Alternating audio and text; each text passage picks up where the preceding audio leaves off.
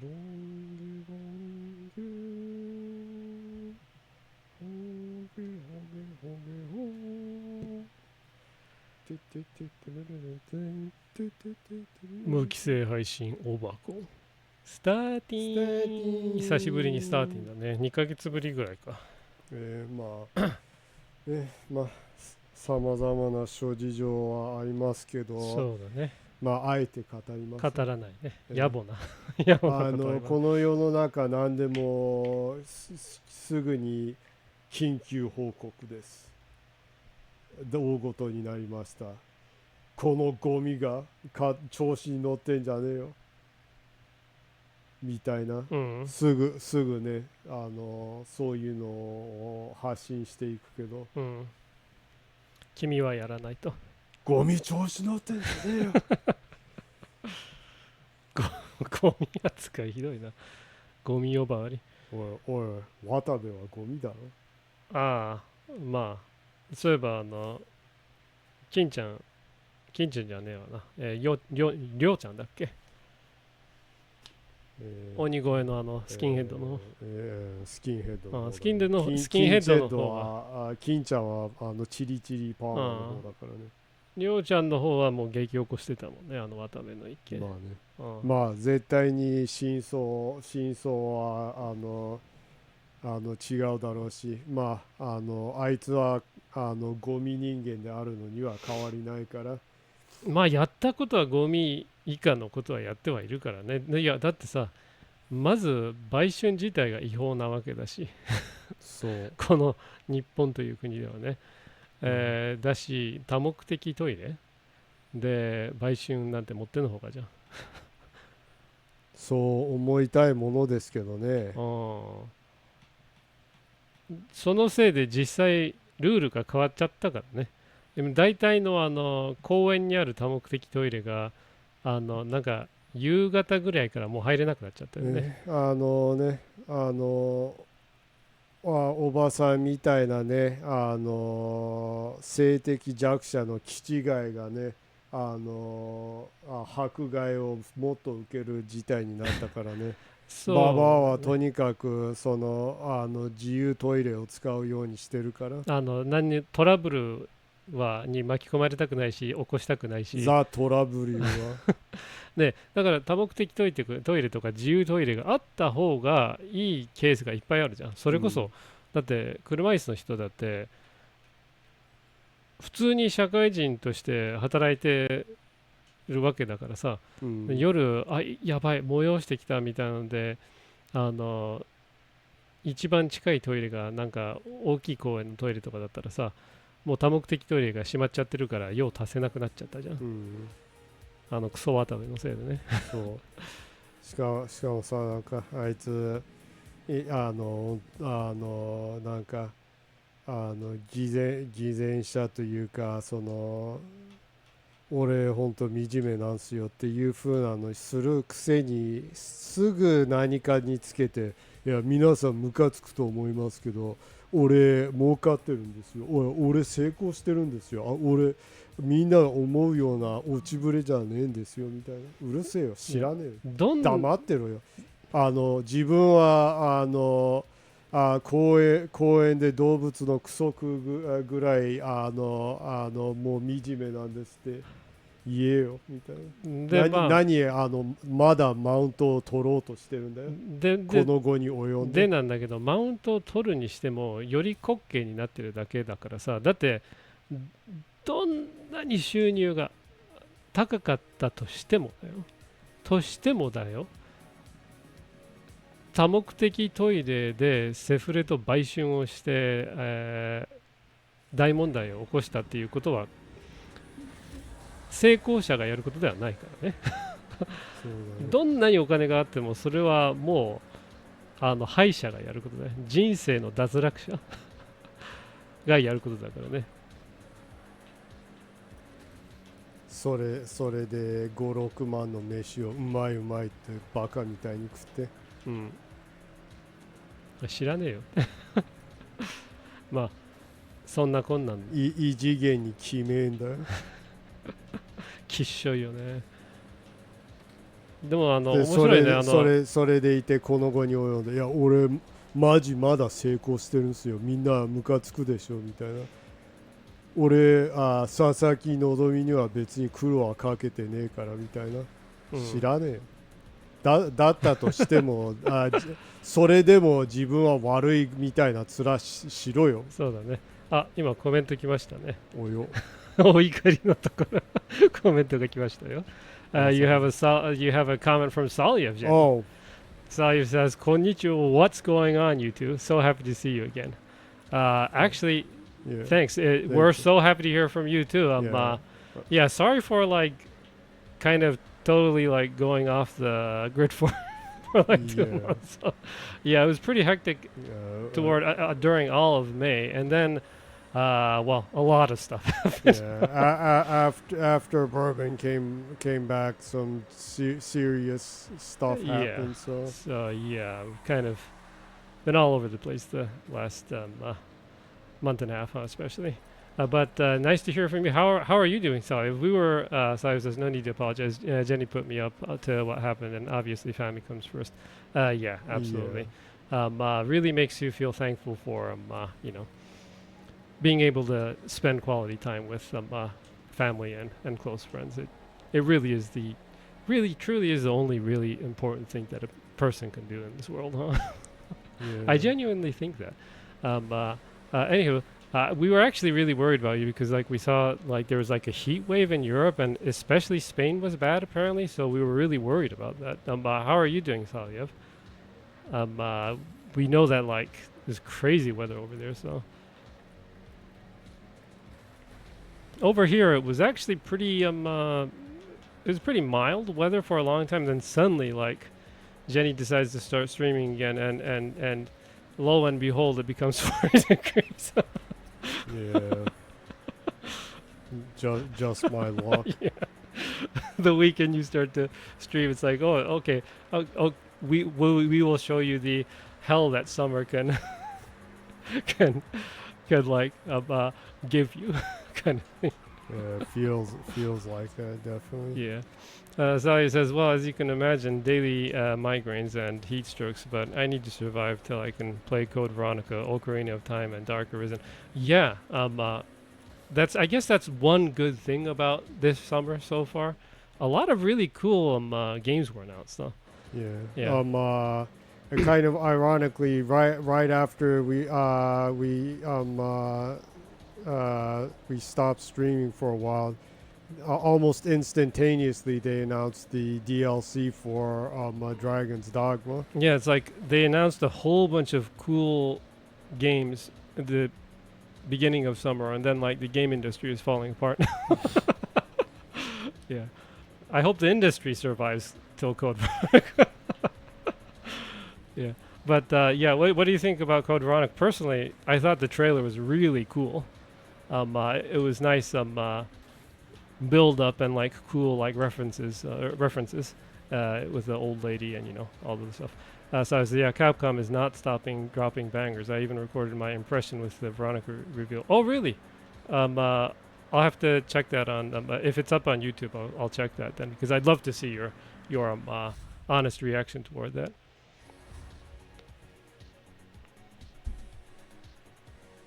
I really do think like Capcom is probably the publisher of this generation, of this gen cycle for hardware.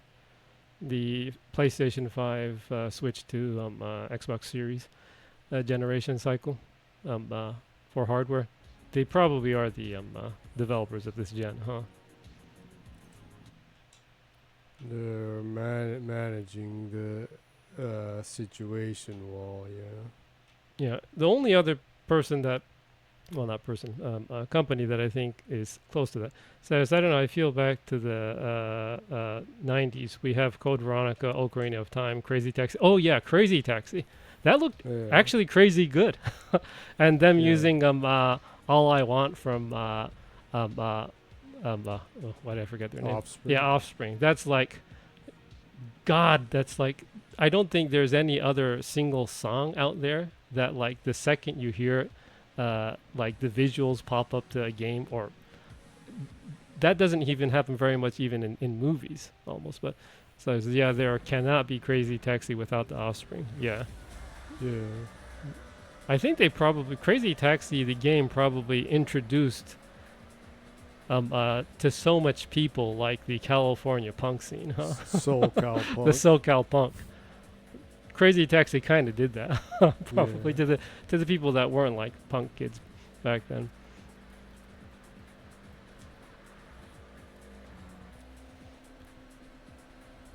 Yeah, that game was probably the first I ever heard of Bad Religion. Also. Oh yeah, also the songs that Bad Religion that they used from Bad Religion and that in Crazy Taxi were awesome too. 10:22.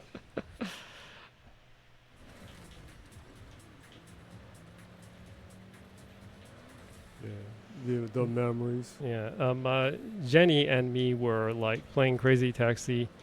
So I said, I just need some teaser for Jet Set Radio. Absolutely. What we've seen so far of Jet Set Radio, the next one, seems pretty promising. The art direction looks pretty solid, and they have some of the people from the original Jet Set Radio there too. I know the art director still works at Sega. Interestingly, the person who did the character designs and illustrations for Jet Set Radio, he works at the RGG division. I think he might be a freelancer now, but he still mostly works with Sega, and he designed Majima in the Yakuza series. His illustration version of Majima, like, it literally looks like a character that would be in Jet Set Radio. It's really cool looking if you ever get to see that. Really cool designs from him. But yeah, I'm really looking forward to that because like that's another one of those games that the soundtrack is so it goes hand in hand with the visuals, kind of like Crazy Taxi. Jet Set Radio just Naganuma Changus Higeki. The score that he did for that game is just one of the best ever in any game, huh? Jet Set Radio and also Jet Set Radio Future. Yeah.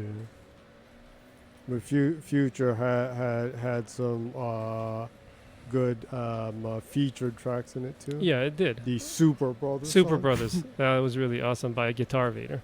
Guitar Vader. Yeah. If you haven't heard the Super Brothers song from Guitar Vader, it's a really cool indie rock band in Japan.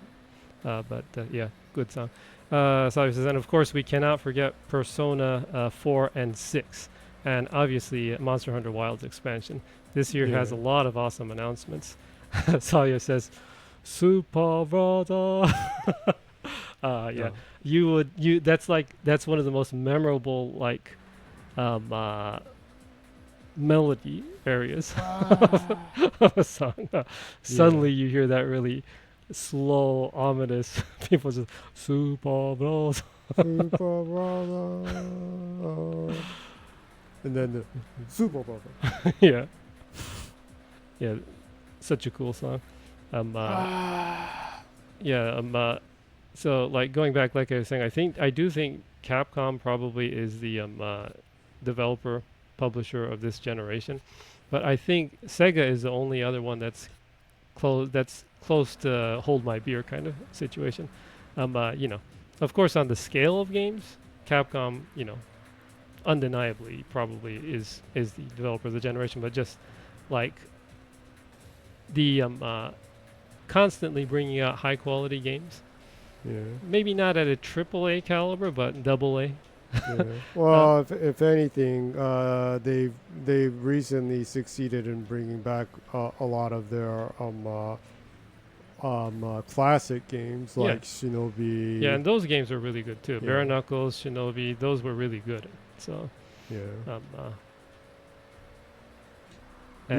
saying that apparently they're actually finally working on making a remake of Dino Crisis. Oh yeah, I heard that. I'm not sure if it's true, but I did see a rumor that it's actually been in development since like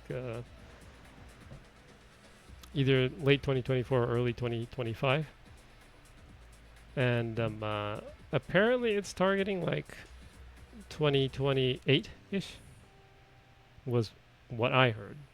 Just a rumor though. That would be really cool though, because like it would be nice to see what they could do with that kind of that type of I don't know, sci-fi horror action game with the graphics, with the graphic capability of modern games, and especially with the RE engine and everything. So I just know that waiting for Veronica is being painful. Yeah, it looks really, really good. So I am really looking forward to that.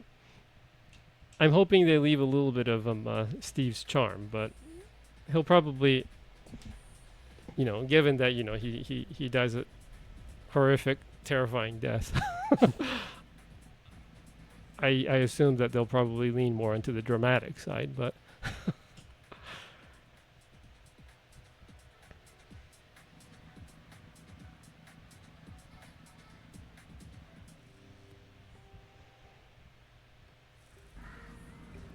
Since they haven't I wonder how they're gonna do the part with Chris in the game, huh? Yeah. I'm interested in seeing how they're gonna do that, and everything with Wesker and everything. So as I've heard, it's going to be the remake with the most changes, like the ending boss fight. Yeah, I heard that too.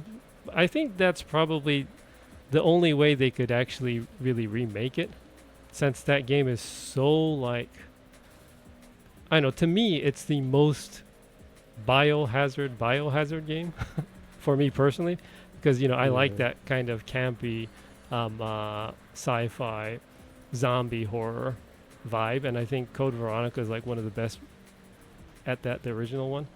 But yeah, for a AAA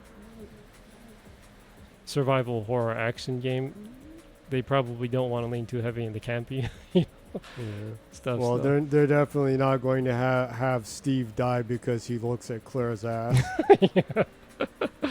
So as I've heard, Chris Wesker part is playable, and Chris ends up so destroyed that Claire is the one to have to go and kill Alexia, which is fitting for me. It's more a Claire game than Chris's. Yeah, that actually sounds more the flow. It sounds like story-wise the flow would be more natural, because Chris's part is kind of thrown in there, violently thrown in there. Yeah. So that would be a more kind of the story progression. It would make more sense, and it would build more, because I do think totally that Code Veronica is a Claire's game. Yeah. And Chris doesn't have to be too much in that. Personally, that's my personal opinion. I know there's a lot of Chris fans out there too, but Chris, his face changes every single friggin' time they make a game. So Yeah. His face has no consistency. It's frightening how inconsistent his face is. I don't know. I guess it's kind of I guess that's kind of a B horror. Also, they couldn't get the same actor to play the same character, kind of thing.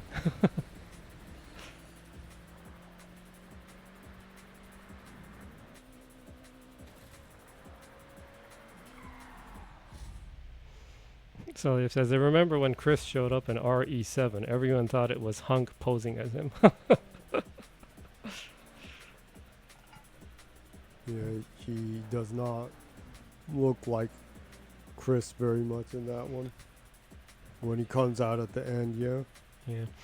If Capcom ever, Capcom has so many awesome, great characters that they never make games of ever, and probably never will. All the Vampire Hunter games, but and Power Stone, all those great characters, but they never revisit them. It would be nice if Capcom made a Smash Brothers type game with their own characters.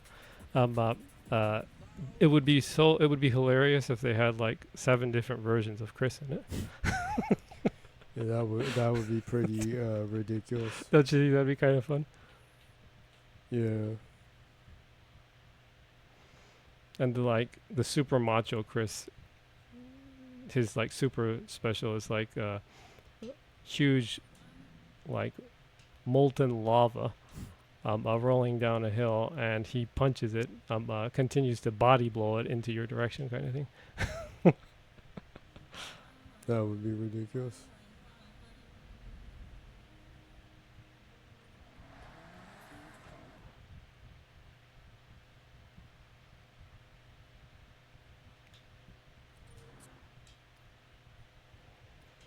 But I do think it would be kind of fun if Capcom made a game that is, it doesn't have to copy the formula of Smash Brothers, obviously, but that's like a fighting game that's a little bit more on the party side, right?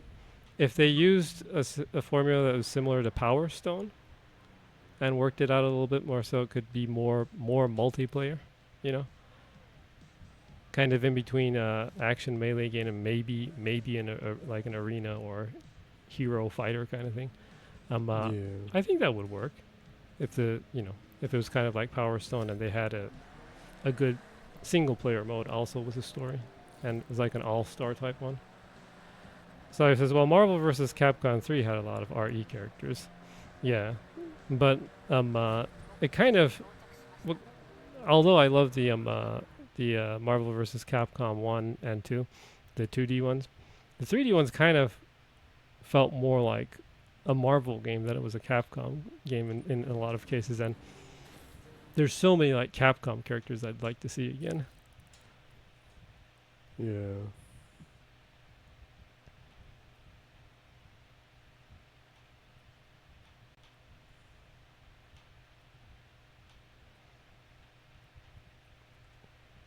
I'm sure there's a small group of dedicated people that would like to see Maximo come out in that. I own both of those games, but I never got around to playing them. I heard that they were really good, though. So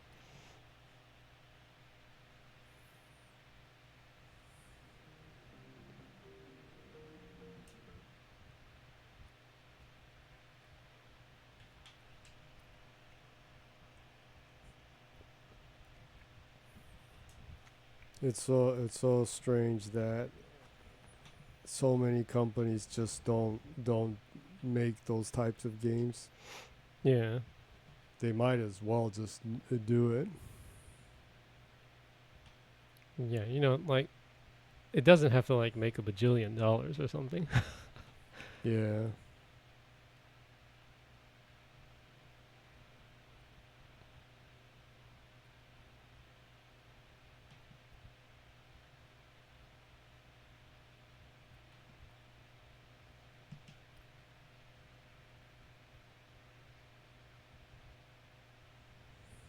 I guess though, while we wait for Code Veronica, hopefully there will be enough content added to Dark Arisen 2 that will keep people busy till Code Veronica. But also Onimusha is also coming out too, though. That looks really great too. I know it'll be good, so I didn't bother to even download the demo of it because what I've seen of it is good enough. It's like, yeah, of course it's going to be a good game. So he says, I began a new game on Dragon's Dogma 2 to prepare for the expansion. Yeah, I was thinking of going back to it too. Jenny actually never played Dragon's Dogma 2. So he says, yeah, I haven't downloaded the demo either. I just know I'll like it. Yeah, that's what I was thinking too. I was like, yeah, it's just, I know I'll like it. Why even bother to play the demo? I'll keep the excitement for when the game comes out. But yeah, Jenny never actually got around to playing Dragon's Dogma 2 because she was hoping they were going to add more content to it because she saw me playing and was like, man, there's a lot of like areas that has nothing. Yeah. So she's like, yeah, maybe when they update more content in it, I'll make a character. It might be time for you to make a character though, huh? Yeah, Huh? and then it just seemed like they just weren't going to add anything. Yeah. I was genuinely like sure that they were just like totally abandoned Dragon's Dogma 2 though, so I'm so happy that they're actually adding content to it. Because like the game itself is really fun. So Yeah. it was so disappointing that there wasn't more to do or more meaningful things to do. And the story was pretty. yeah. And also, they yeah. finally made it so that you can have more than one save. Yeah, that too. Salia says, I'm still wondering why the furry queen is on the cover of the game. Yeah, it's like, I really wish they did more with the Beastren side of the map. I hope that a lot of the content that they add, the free updates and the paid updates, I hope a lot of the content is added to that side too. Not just another ice map. I hope they actively add a lot of content on the Beastren side. Yeah. They are adding a lot of dungeons in the game though, so I'm assuming a lot of them will be in that map. It would be bizarre if they like added a whole bunch of maps on the human map side, the non-Beastren map side, and like the Beastren map is still like barren. That would make no sense at all.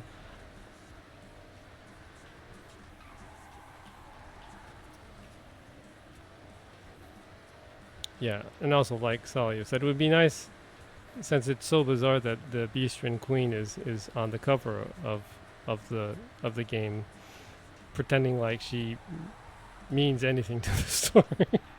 It would be nice if they added some side quests that revolve her to justify her being on the cover with the expansion. That would be nice.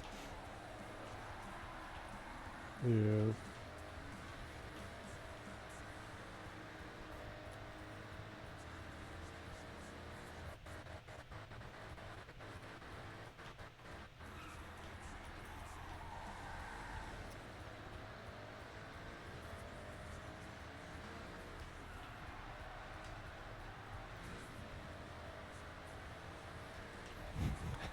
Sorry, it says, yeah, the first time I played, I was surprised because in one optional quest, she can die.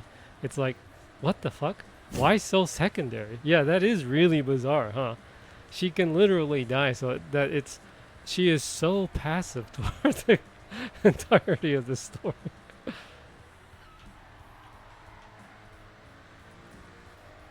It really is it really does give you the feeling that they were working on kind of immersive sim elements in the game, and experimenting with some of the quests branching out in different ways, and they just didn't have the time to add extensive story for what happens when different things branch out in like side quests.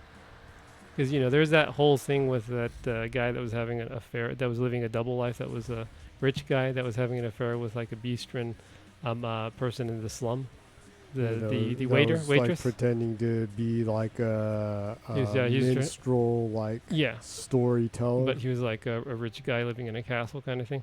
I was messing with that side quest a lot because it was interesting to me that what happens in the end is like A or B kind of thing, but how it can unravel is really different depending on what you can do.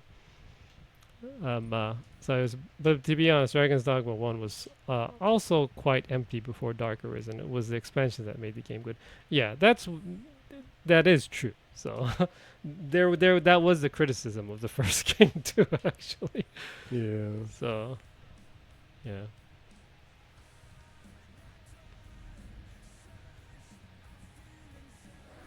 Well, thankfully they're adding stuff. So yeah. I was starting to get worried that I might never end up playing the game. Do you have any idea of what kind of character you're gonna make? Have to think a little bit. Are you gonna go with a Beastren character or a human character or like an elf? Elf might be kind of fun. An elf wizard.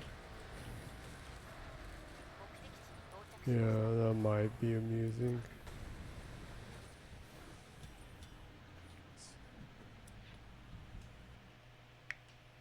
That it was saying that they were making adjustments to that what was it? That specific one that you use smoking like that was like really useless. I think so, yeah. And they're also adding other weapons too, and weapon classes in the game too. So Because you were saying you messed with that one a little, with that weapon a little bit, and it was like so useless. it was kind of useless, yeah. Sayo says, I just assumed it was a testing for Monster Hunter Wild, so they wouldn't release an expansion. Yeah, I assumed that too. Like they have the people, the world builders and engineers mess around with a totally open world kind of set piece kind of game and get them experienced for putting together Monster Hunter Wild kind of thing. Well, like I continued to get the impression that Itsuno, that was the director for that and Devil May Cry, left because Capcom seemed like they had no intention of making DLC for that. Yeah, I think so. Also, maybe after that was finished, and they're like, well, make the next Devil May Cry kind of thing. Maybe he was like, but I want to make Rival High School, because he was actually saying that he wanted to make a sequel to that for a long time. So, and they're like, no, we have Street Fighter.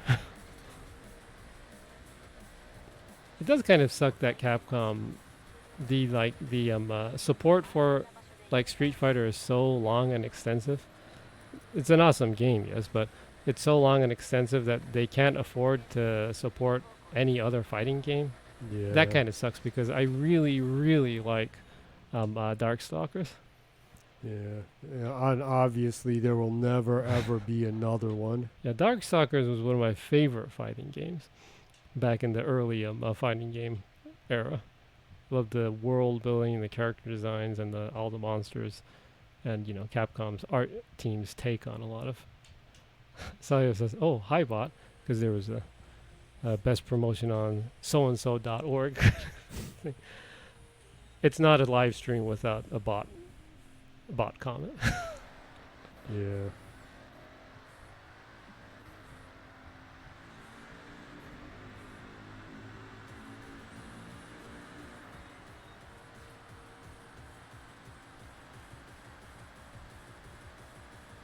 Yeah, that does really suck. So much places like really only make one fighting game every generation, and it's just the sequel to their flagship one. Yeah. They stopped making Darkstalkers. They stopped making all the other quirky fighting games that they did. Like Rival High School and Power Stone and Power Stone. That was so much fun. I was actually so pissed off that they made the second one a little too much of a party game. Yeah. So it says, which games I miss? A new Soul Calibur, a good one, please, and Bloody Roar. Yeah, Bloody Roar was really cool too. Konami just does not seem interested in working on fighting games anymore. Which is a shame, because they did make some cool ones. I'm not sure if you're aware of it, but it was mostly just in arcades in Japan. There's a really like games that they were trying to make like their own version of Virtua Fighter. It was called Fighting Wushu. It was actually a pretty good fighting game, and the graphics were pretty good for a 3D game at that time. I don't think it didn't make it on any console. It was only in the arcade, so I assume it might have only been in Japan. But also, thankfully, with Guilty Gear, I'm fine with fighting games. And also, I don't know why Konami doesn't want to release fighting games. With all the internal fighting they have in the company, they have plenty of experience. They definitely do have a lot of internal fighting.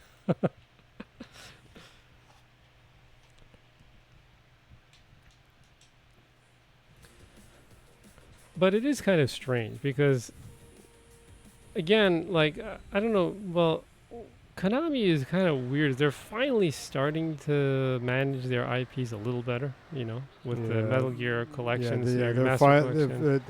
Finally, a Metal Gear 4 is going to be available on something other than the PlayStation 3. Yeah, and, Silent Hill F, they did a good job with, and Silent Hill 2 Remake. I bought that game. I still haven't gone around to playing it yet, but apparently it's a well-made remake too. So they're doing pretty good right now, I guess. But they have this kind of they have the tendency to like, even if they have to go small in some areas to maximize profits, they have a series of like arcade games that only come out that are only supported in Japan. That is like borderline kind of like gambling arcade games. That it's like totally goon content, making money off of like like really really overly sexualized female characters kind of thing. They actually apparently make pretty good money off of that, but in the arcades in Japan, but they're kind of weird in how they use their resources internally. Yeah, definitely. Yeah. For the longest time, kind of like that arcade game that I was just talking about right now, they were kind of targeting sales within Japan for too much. This includes kind of some of the rhythm games that they made. Yeah. They kind of forgot about targeting the West whatsoever for a long time, which I think is kind of the demise of their AAA games that output probably. Yeah. It may seem really bizarre to you, but for a long while, Konami's main income was managing like sports centers and sports clubs. Yeah, fitness clubs. Fitness clubs. It's really weird. They made a lot of money making like gyms and fitness clubs around Japan until COVID. Yeah, that kind of killed that business. That kind of forced them to re-enter the game business, is what I'm assuming. Also, COVID, there was that little game bubble that happened. That you can make money off of games. Yeah. We can invest in that and kind of thing. That's probably what happened, but I hope they go back and rework some of their other cool games too.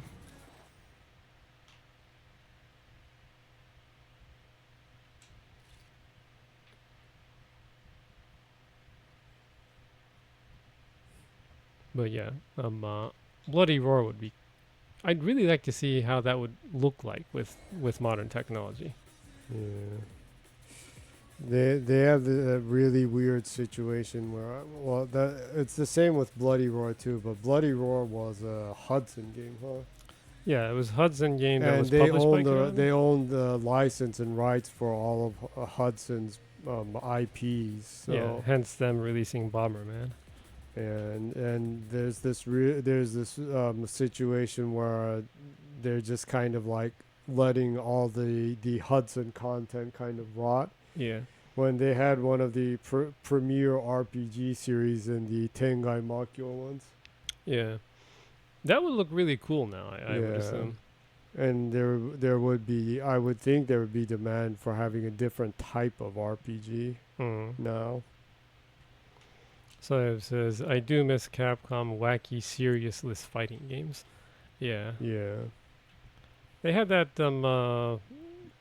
that sci-fi fighting game in space too, huh? And the main character is like using like a lightsaber kind of thing. Yeah, they Forgot also had the Cyberbots. Oh yeah, Cyberbots was really fun. That was a pretty spiffy game. Yeah. You got to choose the pilot and the mecha that they rode. Yeah. Salia says Plasma Sword. Oh yeah, that was the foreign name of the game was Plasma Sword. I forgot the title of it in Japan, but yeah, it was called Plasma Sword outside of Japan. Also, I really like Warzard, personally. Yeah, Warzard was fun. I played that at the arcade and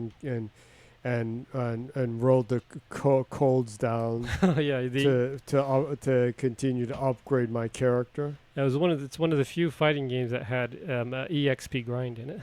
Yeah. That you could level up your character. Yeah, back in the day, you'd like put a couple $100 yen in, and it would give you a card before you play, and like you'd put when you play the game, you put the money in, and then you put the card in the card slot, and you could actually save your progression, right? Or was that just still a password that you needed to write down? I think that one it was a password. Oh, really? Okay. Yeah. Yeah. So it was kind of like Amiibo and Smash Brothers. Yeah, I think like Jenny was saying, I think that one was still like I literally had to write down the password to continue progress. But there, right after Warzard was one of the first games that brought like progression in, and arcade games, and they did it with passwords. And then a little after Warzard, a lot of other arcade games started doing that in Japan. Yeah. Especially with the with the horse racing arcade games. Sega hit the gold mine with that one in the late 90s. Yeah, in the late 90s, Sega like had this horse racing arcade game that it would literally print out like a card when you play it, and it was like a RPG a pay-to-play RPG horse racing simulator. Yeah. Bizarre, huh? And you could continue to upgrade your horse and breed new stronger horses and stuff like that. Yeah, and I think like each card had so many slots for horses that you needed to buy more cards to have more save slots for horses or something. What, froze? You know, I might have to reboot the game. Maybe. Sally says, were those horses also schoolgirls like Uma Musume? No, they were legit horses. They were legit horses. But now they could do that though, huh? With the arcades. I guess you'd have to reboot the game. Oh shit! It really totally froze. I can't even. Oh, it crashed. That's unusual. That's unusual, yeah. I'll just restart. That was the first time that ever happened in this game. Strange.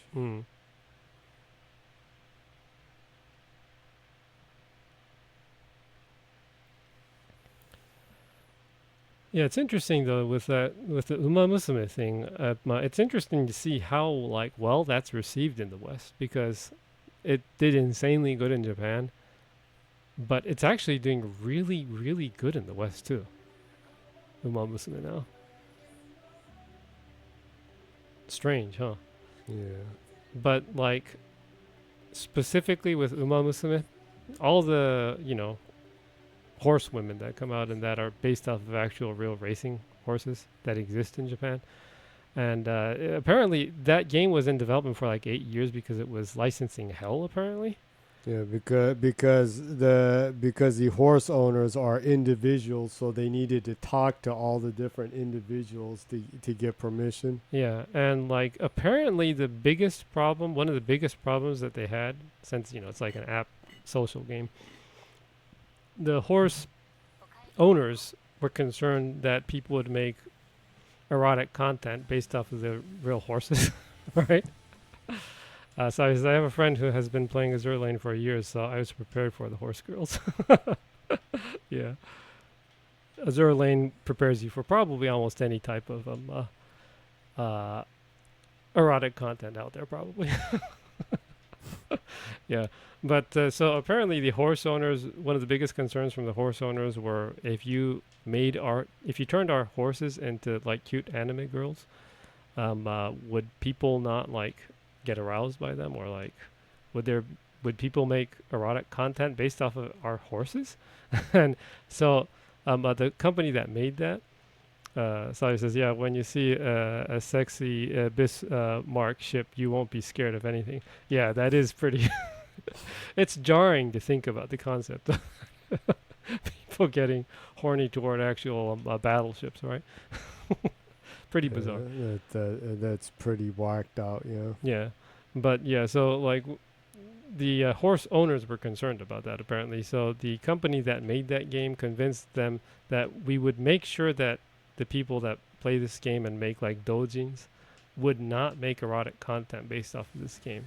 Yeah, and before the game launched, they strongly said do not make pornographic content with the characters in this game. Yeah, and people, interestingly, the doujin scene, interestingly, people actually are very cautious when people warn them about shit like that in Japan. Back in the late 90s, this is like when the doujin scene was like the biggest in Japan, and I happened to be living in around Ikebukuro, which is kind of the I don't know, the birth grounds of the doujin scene. Yeah. And we were kind of around there at the peak of that of the scene back in the late 90s. But back the then, peak of it becoming a huge thing. yeah, that's when like the komike became really huge. But yeah, back then, everyone was afraid that they were gonna get sued by Nintendo, even back then. So everyone warned everyone to not make erotic content based off of Pokemon or Nintendo characters. And people actually did listen to them and not really do that back then. Yeah. But after people slowly, I don't know, crumbling that myth and getting away with doing stuff like that, yeah, people just went full porn with a lot of Nintendo content too. But also the with Kingdom Hearts 2, interestingly, not just Square Enix, but printers advised people to not make erotic doujin of Disney characters. Yeah.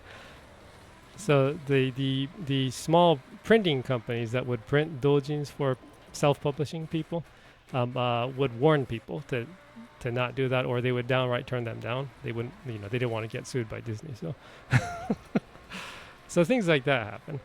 Salio says the power of Rule 34 just cannot be stopped. Exactly. So it ended up that stuff like that happened. But what's kind of interesting though with Uma Musume is that the doujin scene, even to now, continues to try to not make erotic content based off of Uma Musume, but the whole like AI porn generating thing kind of destroyed that. The people that make erotic illustrations using AI just do not listen to any rules whatsoever. The people who do the AI stuff have like zero literacy for anything. And interestingly, like the other day, well, you might be like, oh, I wonder why Bourbon is so knowledgeable about the independent porn scene. But as a part of the manga industry, and I have a lot of friends that work in and out of the illustrations and manga scene. So anywho, that's the main reason. But the other day, interestingly, in the doujin scene, says, hey, I don't judge, don't worry, I know the manga universe is filled with porn. Yeah. Thank you for your understanding. Yeah. So interestingly, one of the largest online e-commerce stores for doujin, they actually, by request from Square Enix, deleted a lot of Final Fantasy 7 based inspired porn, right? And people are like, what? They always allowed that as long as you didn't really go out of your way to promote it too much before. I wonder what made them tighten up their how forgiving they are toward that with Final Fantasy 7. But people were saying that it actually seems like it's not that they were trying to strike the people that were making hand-drawn manga of that, but they actually did that because too many people were making AI-generated things. And with the AI generation, it does literally steal from the artwork in the game, right? The algorithm is of course people feed the in-game character models, and the screenshots and everything. So using AI to generate like Final Fantasy 7 porn and selling that actually is infringing their intellectual property. And it seems like they're trying to warn people with not using AI to do that, apparently. That's what I heard from some people in that side of the industry. Yeah.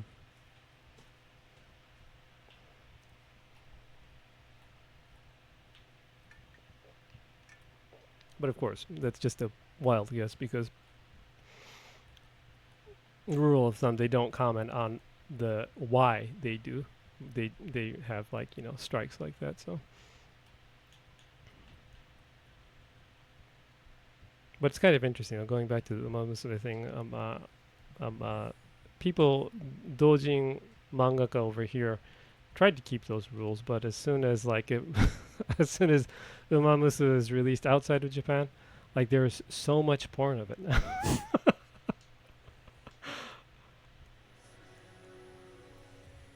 Well, there's just nothing they can do outside of Japan. Yeah, so. then, yeah, they can't really do anything about that. Oh, we have a comment from Meebo Rini Meebo, the Meebo Meister. It's been 2 months.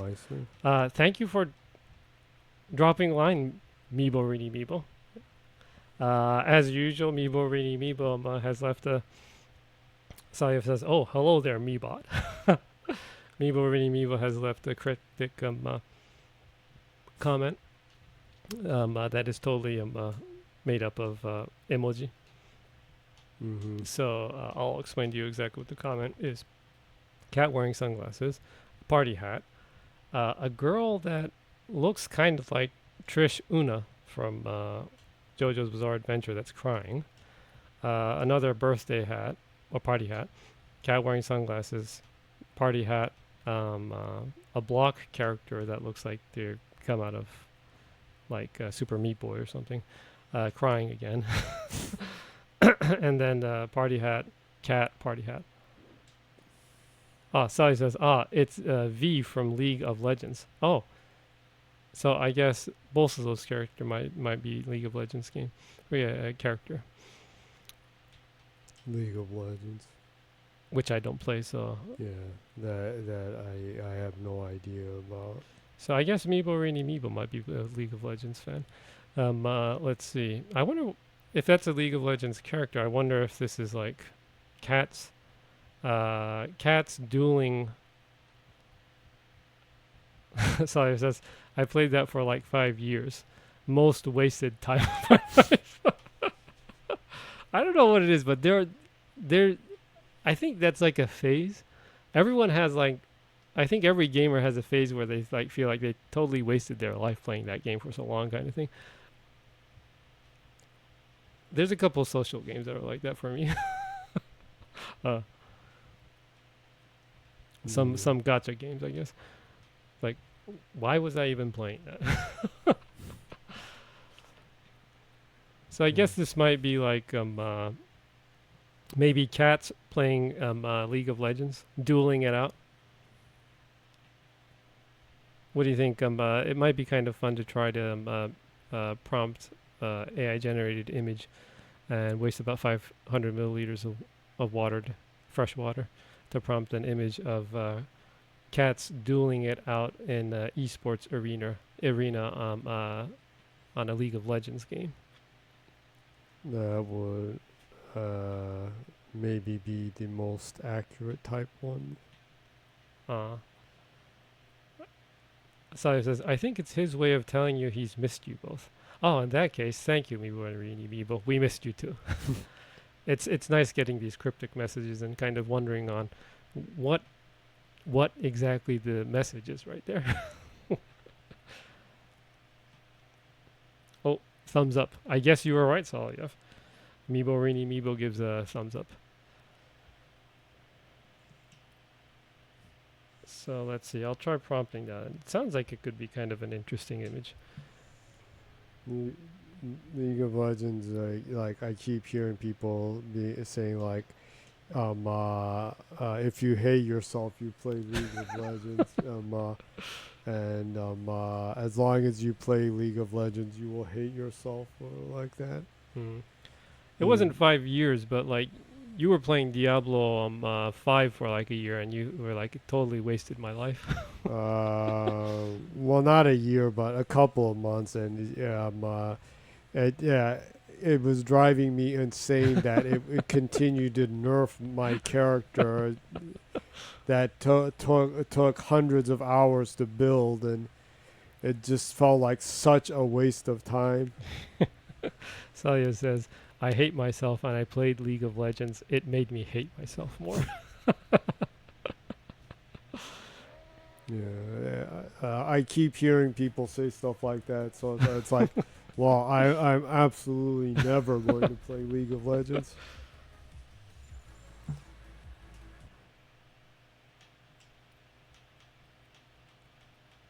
That just sounds like so like counterproductive and destructive.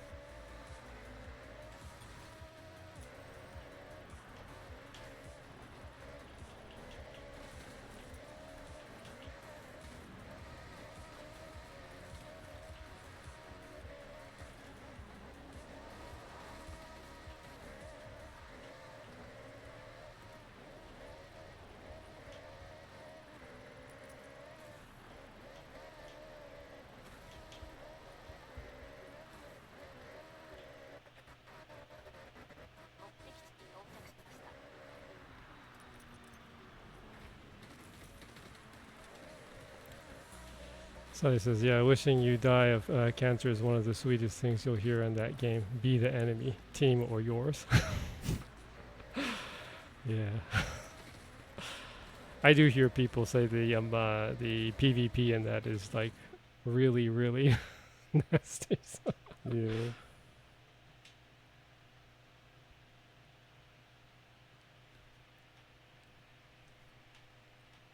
Oh, the image that I prompt of two pro gamers that are cats battling each other in a game of League of Legends at an esports event. Came out really cool. The two cats wearing like esports wear and like those gamer headsets and everything. Mm-hmm. Eyeing it out with each other in front of an arena. Kind of cool. Dramatic type. Dramatic, yes. Thanks, me, Borini. You made a pretty cool image.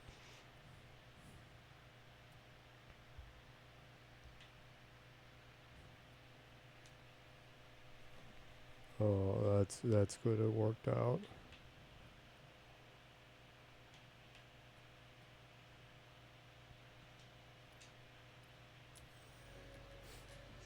It was only like a couple of days ago, but congratulations on Spain beating the most evil, hated team in soccer. Oh yeah. That I don't watch soccer, but I just saw some stuff about the game because it was just so awful of how the Argentinian players were like kicking and shoving and elbowing and like throwing the Spanish players around, and during the 90 minutes they only had one goal kick, which is like amateur level. Like, yeah. Messi is just like walking around. Yeah. It's like I was talking. I was talking. Oh right, yeah. Spain won the final against FIFA. Yeah, Yeah, it's like everybody was saying that. Yeah. Yeah, it's like FIFA versus Spain. It's crazy. And what's amazing is they actually even like took away one of their goals because they didn't want them to win so much. Yeah, that goal. They absolutely made that goal. I don't get that. I was just joking with Jenny. It's like Messi just walks around so much that some game company should make a walking simulator game where the protagonist is Messi. Sally says, the Hyuga Kojiro from Captain Tsubasa. It's like every Argentinian player was like that.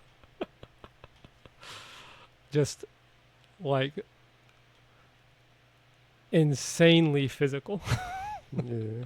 Literally trying to harm the other players. Yeah. And like after the game was over, like one of the so fucking sore losers, they just walk over and like push the Spanish players over. It's like amateurs. It's crazy.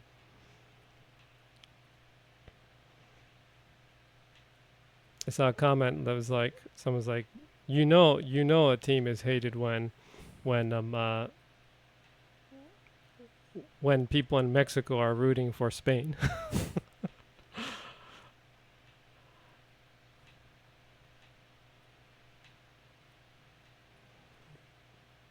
I don't think anyone came out of this like World Cup. I think everyone came out of this World Cup learning to despise Argentina, the Argentinian team.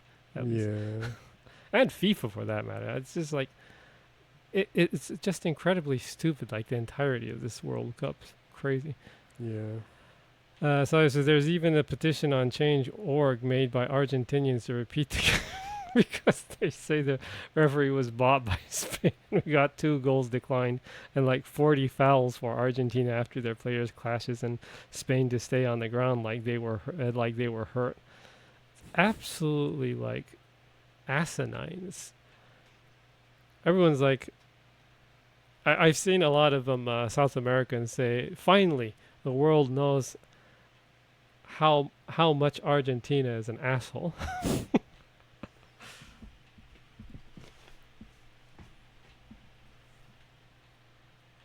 And like, the players were just like super racist during this entire World Cup too, huh? It's like, well, not just the players, the fans were oh like, yeah, the fans were like yelling racial slurs and screaming stuff, and like even like waving around the Israel flag and things like that. It's like, why? It's like, it's just like just gross. Yeah. So he says, when Spain lifted the cup, all the team turned their backs on them. Yeah, Yeah, which is like really pathetic. How much of a sore loser can you be? It's like, man. But anywho, the good thing is that Spain won. So congratulations with that. That's one of the like best things to happen in sports recently. And it's really cool that Spain won.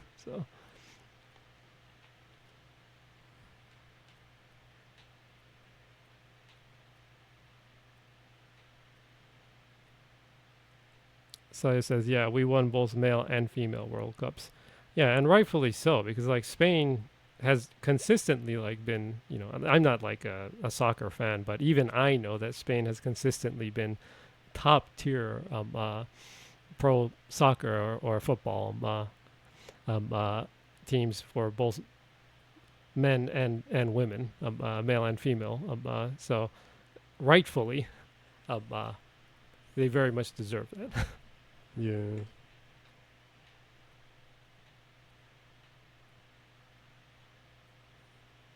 Yeah, it's nice to see with a team that was cheating so much just lose so bad.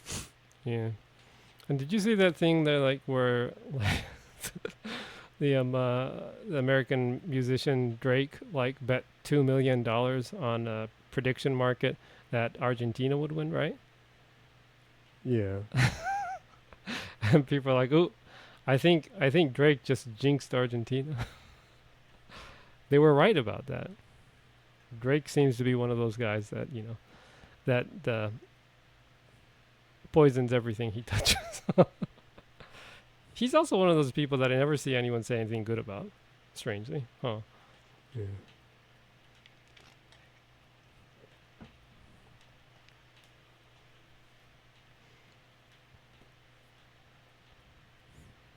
Well, at least he's not in the kind of trouble that Jay-Z is in. I guess. At least he's He's not just- in the human he's- he- sacrifice blood ritual kind of. Yeah. He's just an asshole. That's all. He's just kind of weird and obsessive. Yeah, I guess.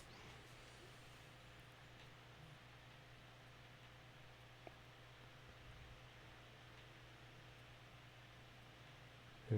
But so much of the stuff with the World Cup though is just embarrassing hearing about how much the referees were like ignoring fouls and like things like that, and that whole like debacle with America getting a red card reversed.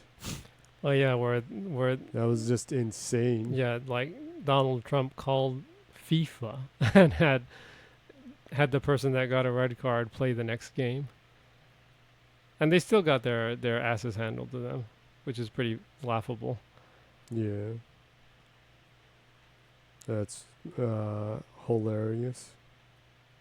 It's nice to see that sportsmanship and actual skill won in the end, not cheating. Huh? Yeah.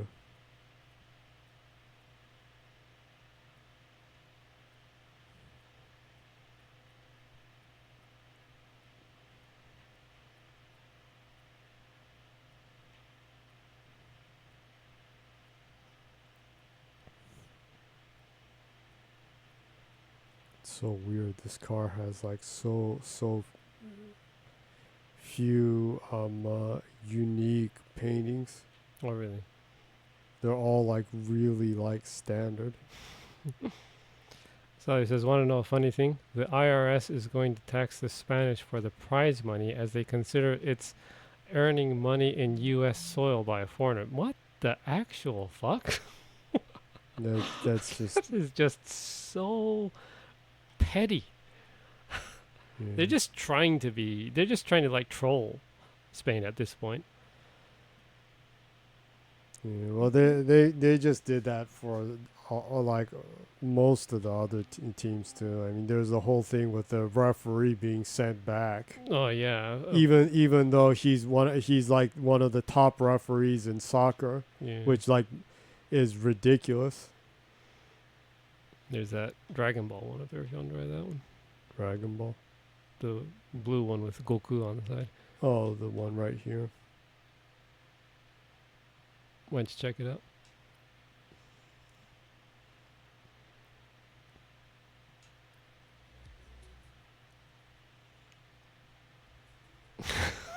What the?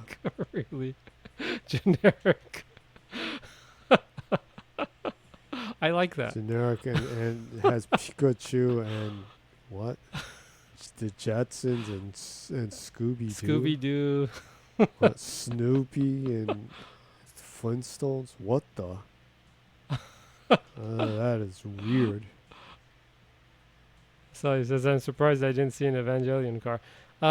There's not too many of them, but you do see them every once in a while, huh? Sometimes, yeah. That's one of the amusing things of this game. You didn't go with that design? I love that design. You know, it's like a knockoff version of the actual character. You know,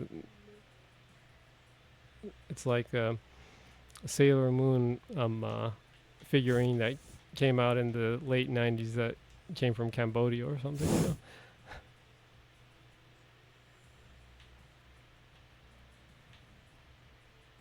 Maybe I'll go with the Chica one. Chica. Oh, there's a Chica one.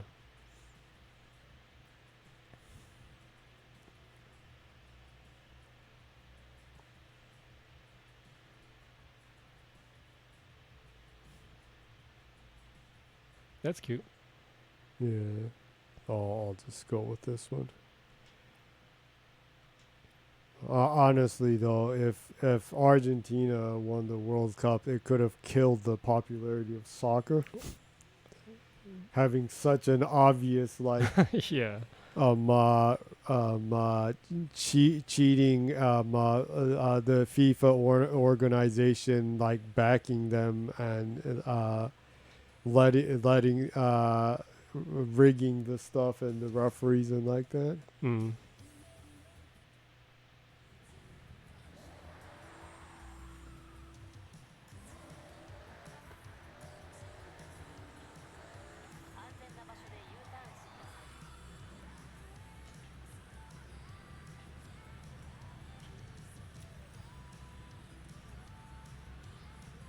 So If you want to, pretty good. yeah, it's a pretty good car. If you want to, instead of doing like races or stuff, you can just drive around the metropolitan area if you want. Oh yeah.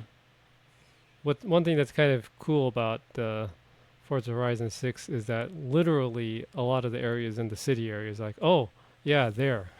Yeah. I walked there a lot. It's a condensed version of Tokyo, but they did a pretty good job, kind of mashing together different areas Tokyo into a map.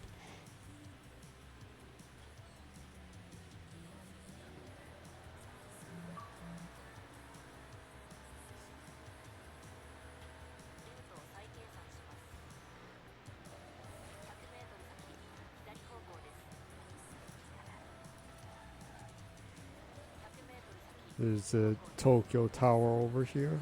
Yeah, so this should be around like the You can drive right around it. should be around the Toranomon area, huh? Yeah. Close to the Tokyo Station area. Mm. I would guess that the Tokyo Station area will be in this direction.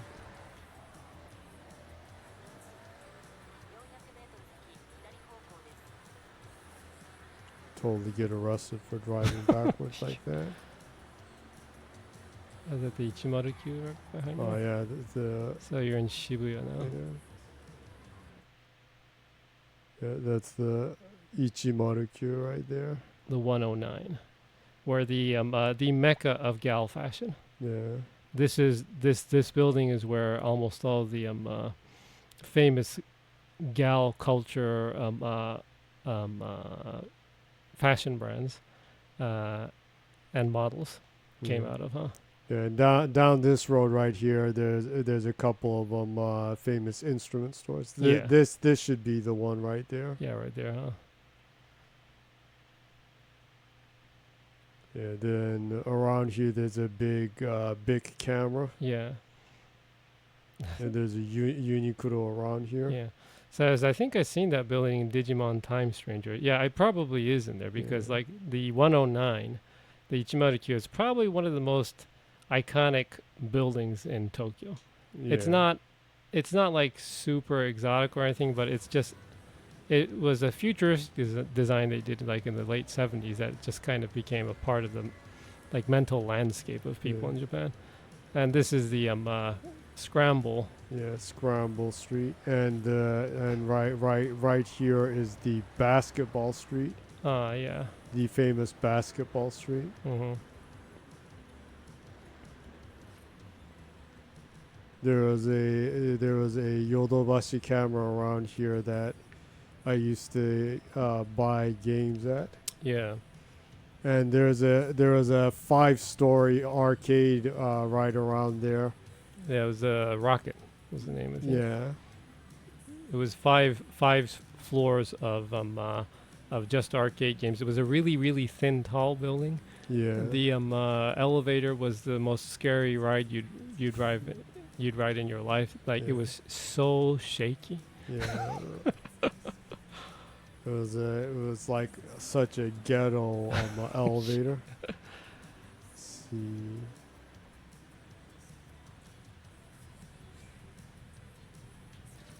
Dang, I didn't see the Tokyo hands. Oh, the Tokyo Hands. Aren't they gonna close the Tokyo Hands?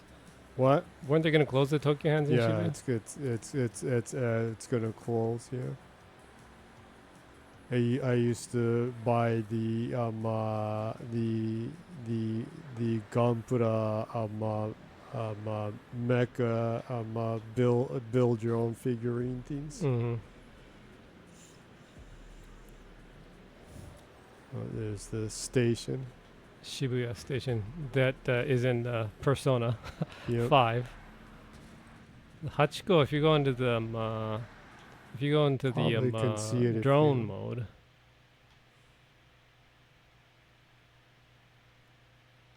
Yeah. Oh, that should be more a little bit to your right.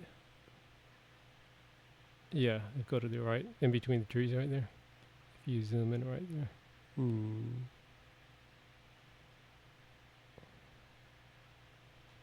Oh, there it is. Yeah. Yeah, the hot school. Let me see if the Moyai statue is over here. Oh, on the other side. Yeah.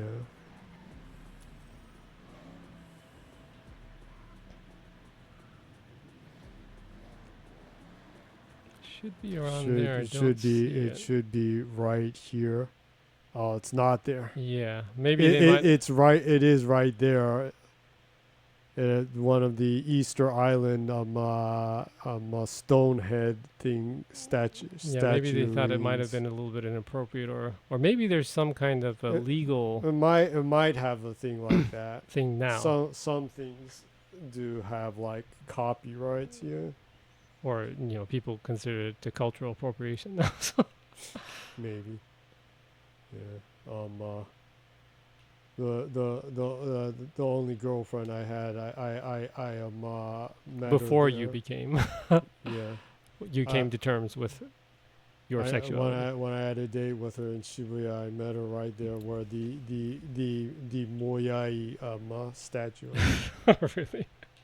They call the Moyai because it looks like the Moai statue, but they don't call it the actual thing. And right here, the crossing on the other side, there's another batch of music stores on the other side right there, huh? Over on this side. Yeah, right in that corner back there. The Ikebe and the Key were over around there, yeah. Instrument stores, yeah. If you go down that road, some of the areas that are in Jet Set Radio Future and the Shibuya area is around the water ways that were back there. Yeah. They kind of didn't they get rid of a lot of the waterways around Shibuya though? I think so, yeah. Which is kind of unfortunate. It's the This goes into the Jingu area. where the ballpark is. Yeah, I like walking around here because there's a lot of ginkgo trees around here.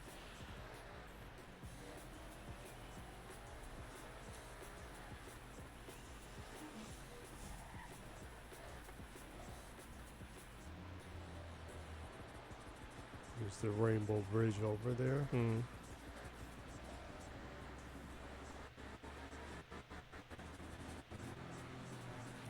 I came over by the Rainbow Bridge area. Which you probably see in more Japanese cinema than you do in manga, I guess, huh? You don't see it that much in manga, yeah. It comes out in movies a lot here, though. Yeah.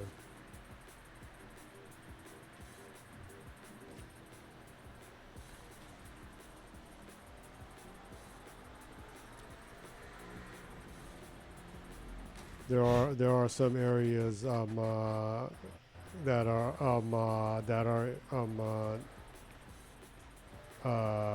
in this same prefecture we live in inside the game. Oh yeah, there's an area that's kind of like Gifu, where there's the Shirakawa, the straw roof buildings that are really that are pretty pointy to drop the snow off of the roofs.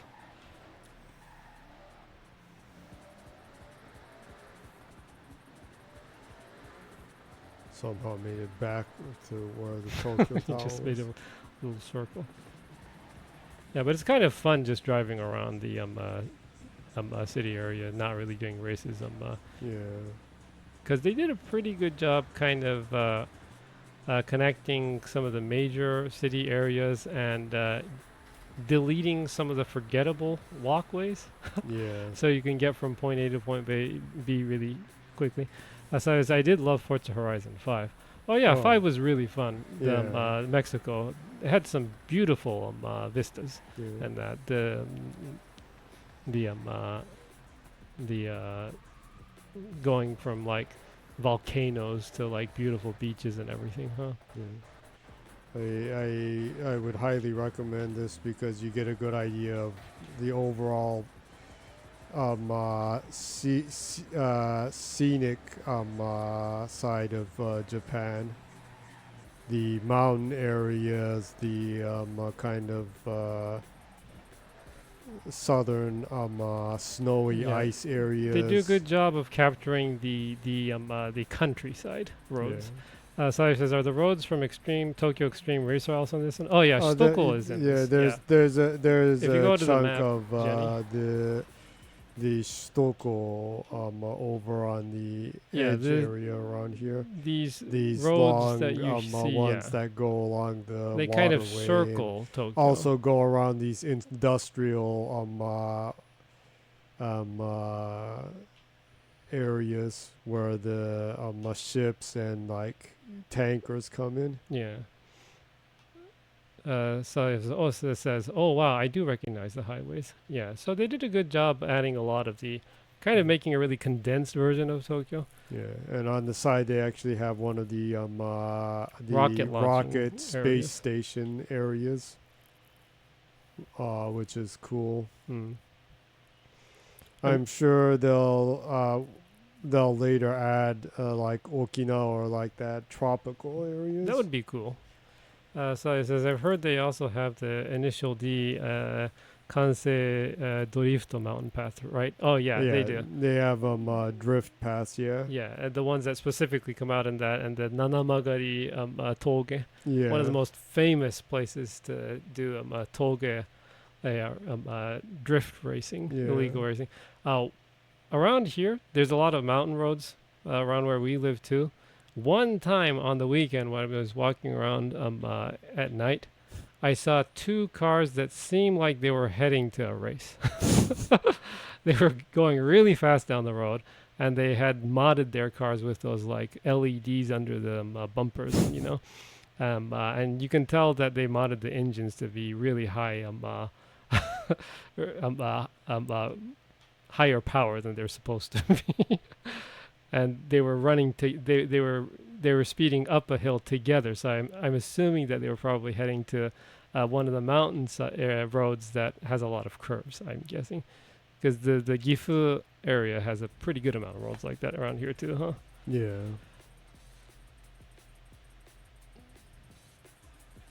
Also, Nagoya is next to Gifu, and Nagoya is totally a car culture city. So, with Toyota and everything being there. Yeah.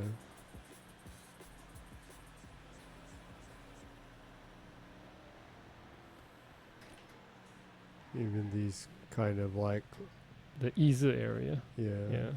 where there's the fishing boats. Yeah, you can tell by the lights that I think those are squid. Yeah, the fishing squid fish ones. They go out late at night and use the lights to attract the squid. boats. Oh.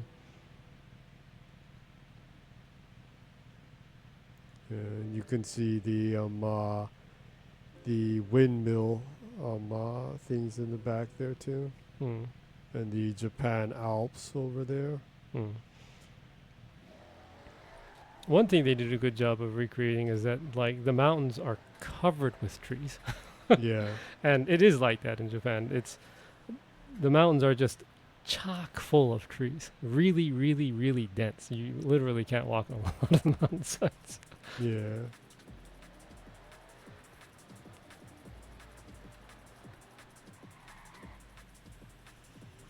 There's a lot of famous areas in the game. Yeah.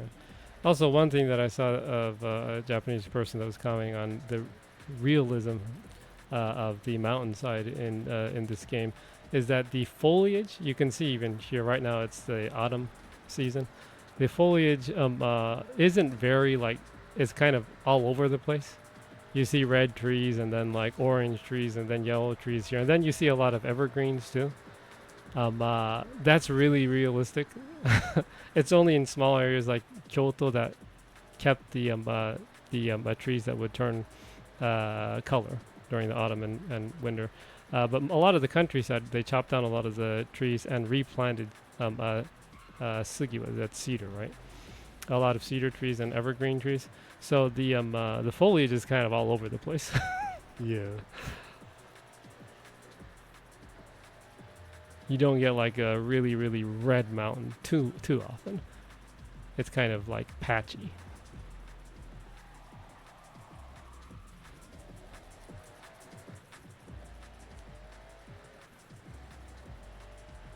Yeah, it's nice to just kind of drive around.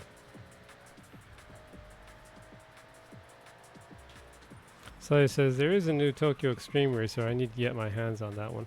Yeah, apparently that's a really good game, and it sold a lot better than they thought it would. So it's on Steam. I think they ported it to PlayStation 5. I think they might be making a Switch 2 version of it too, but yeah, apparently it's a good game though. So.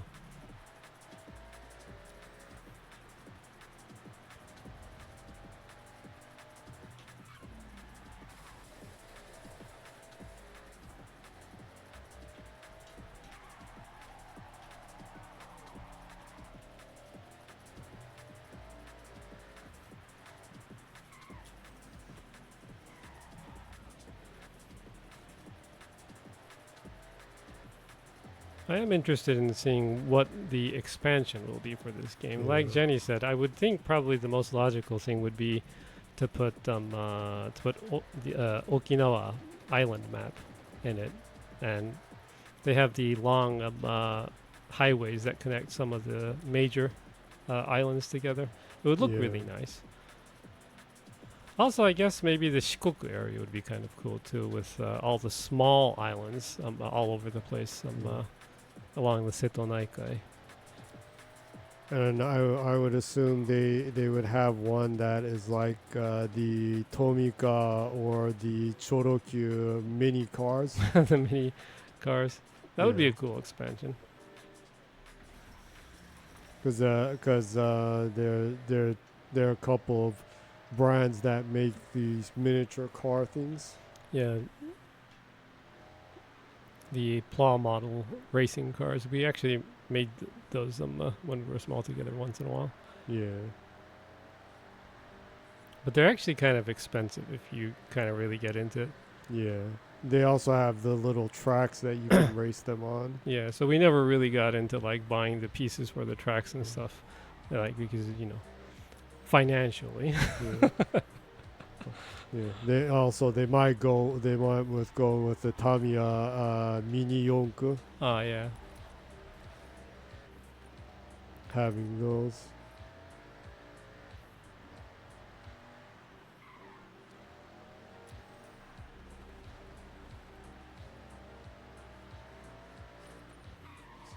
Since it's especially hot, it's just like not cooling down. Huh? Yeah. Unusually. Little tower right here. Yeah, 3 days in a row it's been about 40 degrees. So even in the countryside, it's with 3 days in a row like that, it's hard for the ground to cool off a lot, huh? Yeah. Oh. Cable cars. Oh. Strange. I didn't notice there was a road that you could see cable cars from.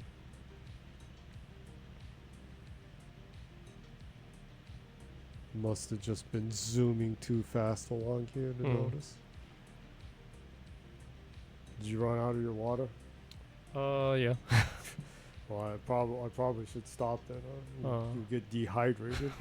It's so hot. It says I would be scared like hell if I went into one of those cable cars. Yeah, those are pretty scary. Yeah, they can be scary, but I generally like cable cars, but like the view is so nice though. There's a good trade-off for it, and also you don't have to climb. Walking up that hill is a lot of extra work, so yeah. I haven't really heard of cable car accidents here so far. In Japan, yeah. Yeah. So I'm pretty sure they're safe, but yeah. If you have a chance. Yeah, I can't say for outside of Japan. Yeah. But I don't know. I haven't really heard of a lot of cable cars accidents too much either. And there's a good amount of cable cars in Europe too, right? I would imagine. Anywho. Yeah, the view, the scenery from the cable cars are really nice. So if you do have a chance, and one seems like it's safe, you should give it a try. So I said I am super afraid of heights. Oh, okay. Well, I guess. Yeah, would you be afraid of walking out on one of those like bulletproof glass, floors that you can look under, that you can like walk onto the deck kind of thing? Those things. Yeah. Our eldest sister is like that. She can't walk out on them, on those, huh? Yeah. She said no, she doesn't trust that. No, but she doesn't care if it's bulletproof. It's like, no, I'm not gonna walk out on that. So I said, let's just say I would be crawling on the glass if I ever had to cross one of those. Well, that's probably more natural, I would assume, though, huh? Yeah. I'm one of those people that I would probably jump on it just to see, how sturdy it is. So like you could imagine that there would be like some strange untimely death accident sometime. Maybe. Anywho, yeah, it's better off to be a little bit afraid of heights. There's a proverb in Japan too that goes baka to kemuri wa takai tokoro ga suki, which is only fools and smoke like high places. Yeah. Which is kind of a cool proverb. That's a pretty good one. Yeah, only fools and smoke like high places.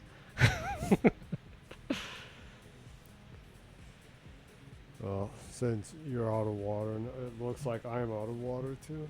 Okay. Probably about time to stop. Okay. Well, sorry for the long delay. And, well, thankfully, we're back just talking about whatever as usual. As usual.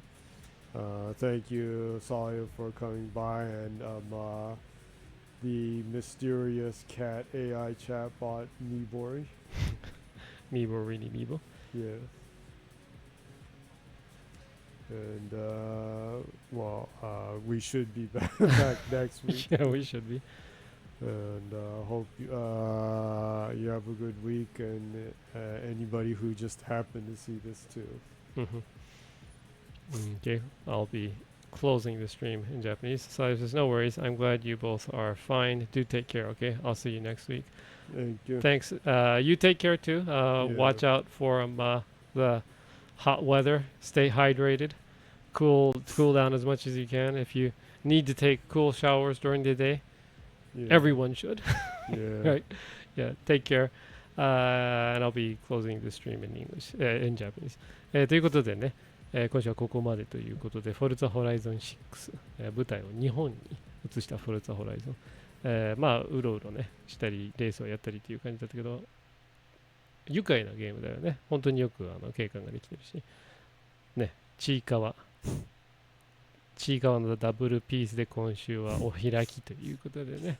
まあ大体こんな感じで毎週金曜0時からツイッチで生配信、ゲームの配信をやっておりますので、よかったらね、誰でもウェルカムなので、ツイッチの方でね、ジェニーのね、チャンネルに、誰でもウェルカムなので遊びに来てください。過去の配信の分は、アーカイブにして YouTube にね、載せておりますので、気になる方はね、YouTube の検索バーに zGennyy と入力して検索しますとね、一発で、ジェニーのチャンネルが出てきますので、読者登録通知オン、いいねを残してくださると我々喜びますということで、またのお越しをお待ちしております。それでは、良い1週間をぜひお過ごしください。